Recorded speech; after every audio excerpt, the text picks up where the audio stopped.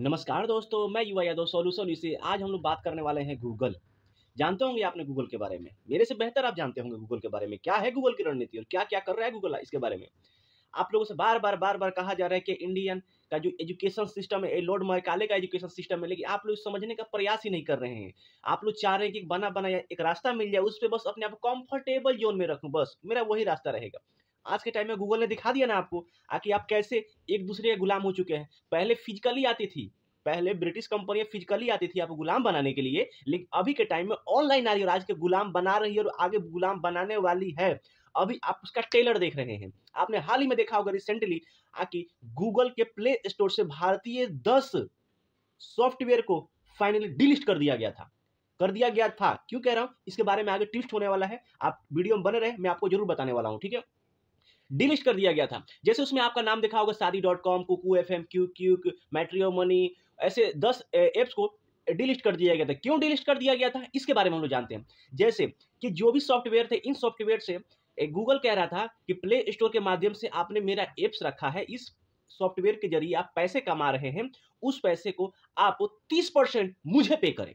इसका मतलब क्या होता है? आइए जानते हैं। जैसे आप एक सॉफ्टवेयर बनाते हैं, जैसे सपोज़ दैट एजुकेशन वाला ही एक सॉफ्टवेयर बनाते हैं और उससे आप बच्चों को शिक्षित करते हैं, बच्चों को शिक्षा देते हैं। तो उसके लिए आप कुछ ना कुछ चार्ज पे करेंगे ही करेंगे। जैसे सपोज़ दैट मानते हैं कि आपने एक ₹1000 का फ़ी रखा बच्चों से, ₹1000 का फ़ी रखा, उसमें कितना 18% जीएसटी आप देंगे। 18% जीएसटी देंगे, कितना 1000 का 18% ₹180 आपने जीएसटी दे दिया, ठीक है। उसके बाद आप जाएँगे, फिर प्लेटफ़ॉर्म चार्ज देंगे। प्लेटफ़ॉर्म चार्ज करते-करते ऐसा मतलब कि ना ₹45 एक्सपेंस आपको गवर्नमेंट के पास चला जाता है। यानी 1000 में से ₹450 गवर्नमेंट ले ही लेती है, बचा आपका कितना ₹550, वो आपको फाइनली प्रॉफ़िट होता था। लेकिन इस ट्रांज़ैक्शन पे गूगल की नज़र पड़ी और गूगल कह रहा है कि आप मुझे इस ट्रांज़ैक्शन पे 30% पे करें। इसलिए पे करें कि आप मेरे प्ले स्टोर का गेटवे यूज़ कर रहे हैं, इसलिए आप मुझे पे करना पड़ेगा। अब समझिए कि ₹1000 का 45% अगर गवर्नमेंट लेके चली जाती है और बचा 30%, तो 30% में से ₹300 ये खुद प्ले गूगल वाले लेके चले जाएँगे। यानी ₹300 वो और ₹450 ये, यानी कितना ₹750 हुआ। यानी फाइनली ₹250 वो सर्विस देने वाले का, उस टीचर का यहाँ पे बचता है। तो बताइए वो कैसे सर्वाइव करेगा? क्या यहाँ पे गूगल की डिक्टेटरशिप नहीं है? क्या गूगल की यहाँ पे तानाशाही नहीं? बिल्कुल है यहाँ पे। तो उसकी भी क्यों नहीं रहेगी? उसको भी पता है कि अगर मैं इस चीज़ को करता हूँ तो ये लोग मुझे ईज़िली देंगे। क्यों देंगे? क्योंकि इन लोग के पास दूसरा ऑप्शन है नहीं। इन लोग के पास गूगल का दूसरा अल्टरनेट है नहीं, प्ले स्टोर का अल्टरनेट है नहीं। तो इसीलिए कहा जा रहा है इंडिया वालों, कम से कम आप नौकरी को छोड़ कम से कम कुछ अल्टरनेट ढूँढने का प्रयास करो, कुछ क्रिएटिविटी करने का प्रयास करो कि क्यों नहीं अपना भी एक गूगल हो, क्यों नहीं अपना भी प्ले स्टोर हो, क्यों नहीं अपना भी यूट्यूब हो। जैसे चाइना ने कर रखा है। चाइना ने फाइनली बैन लगा रखा है, कोई विदेशी कंपनी चाइना में एंटर नहीं कर सकती है। चाइना में खुद का फेसबुक है, चाइना में खुद का ट्विटर है, चाइना में खुद का यूट्यूब है, खुद का गूगल है। क्यों? क्योंकि चाइना जानता है कि अगर मैं इन लोगों के बने हुए प्रोडक्ट को मैं यूज़ करता हूँ, तो मैं अपने देश को कभी आगे नहीं ले जा सकता। कितना भी मैं पैसे कमा लूँ, लेकिन इन लोगों का गुलाम रहूँगा और गुलाम रहने के साथ-साथ मुझे इन लोगों को पैसे कमा के देना होगा। इसीलिए मुझे ऐसा क्यों नहीं करना होगा? मैं अपने आप पे सेल्फ डिपेंडेंट बना रहा हूँ। तो सेम जैसे चाइना कर रहा है, उस तरह इंडिया को भी आगे कदम उठाने की आवश्यकता है।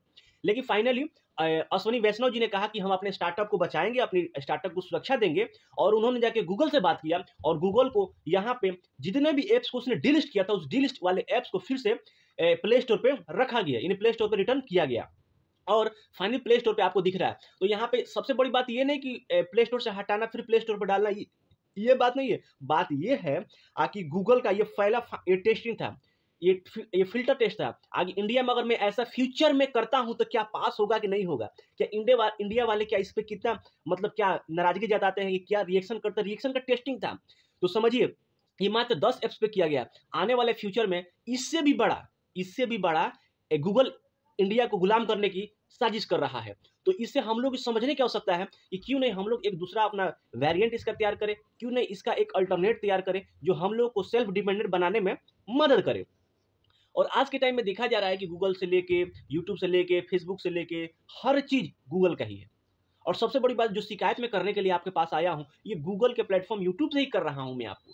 क्यों करना पड़ रहा है? क्योंकि कुछ इसके अलावा कुछ अल्टरनेट ही नहीं है हम लोग के पास, कहीं और जाने का ऑप्शन ही नहीं है यहाँ पे। तो सबसे बड़ी बात ये है कि हम लोगों को एक एजुकेशन गवर्नमेंट को भी यहाँ पे ध्यान देना चाहिए कि एक एजुकेशन पॉलिसी में एक ऐसा मैंडेटरी करना चाहिए कि जो टैलेंटेड बच्चे हैं, जो इस सेक्टर में हैं, उन लोगों को एक मतलब कि सेफ्टी के साथ उन लोगों को एक अच्छा माहौल दिया जाए, उन लोगों को इस पे एक आगे बढ़ने के लिए एक हौसला दिया जाए, एक एजुकेशन सिस्टम तैयार किया जाए। तो सेम अगर करते हैं तो आने वाले समय में हम लोग भी डेवलप हो जाएँगे और हम लोग भी एक अपना अल्टरनेट ढूँढ पाएँगे।